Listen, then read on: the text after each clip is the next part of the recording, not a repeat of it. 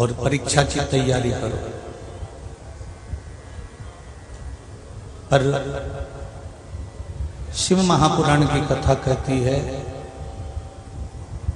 परीक्षा यदि आई है, एग्जाम का टाइम आया है, इंटरव्यू का टाइम आया है, कोई कंपटीशन एग्जाम का टाइम आया है, तो उस परीक्षा के लिए ना तो हमको खाना छोड़ना है, ना सोना छोड़ना है, ना हमको कोई चीज का छोड़ना है, और ना जी जान लगाना है कि हम उस परीक्षा के लिए अपने प्राण ही त्याग दें, ऐसा भी नहीं।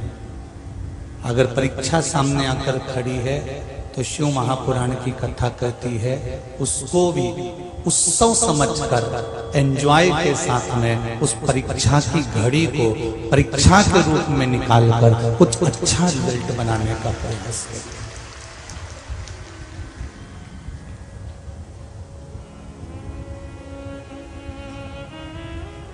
जरा सी चिंता आई, जरा सा टेंशन आया, जरा सा कुछ हुआ, हमने खाना छोड़ दिया, पीना छोड़ दिया, सोना छोड़ दिया, रातों रातों की नींद चली गई, हमको नींद नहीं आ रही है, हमको स्वप्न नजर आ रहे हैं, हमको दुख हो रहा है, हमको तकलीफ हो रही है। पर शिव महापुराण की कथा कहती है, दुख तो जिंदगी में आएगा,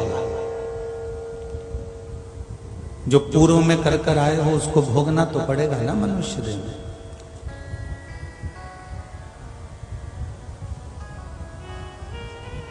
जो पूर्व में हमने करा है उसको इसी मृत्यु लोक में आकर ही तो भोगना पड़ेगा।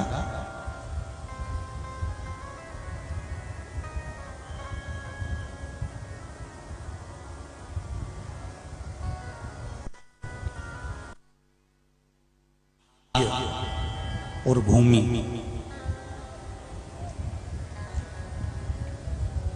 इन दोनों में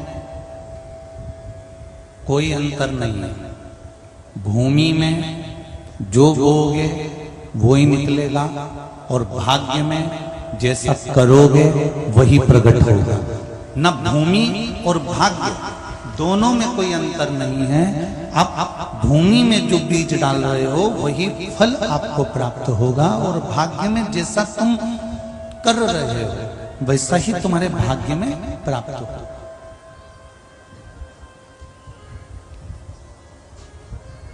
अच्छा करिए अच्छा मिलेगा, बुरा करोगे तो बुरा मिलेगा।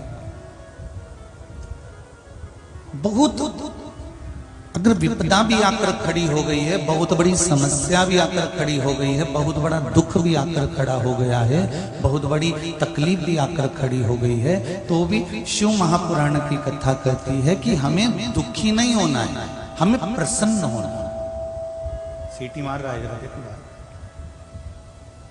हमें दुखी नहीं होना है, हमें प्रसन्न होना है।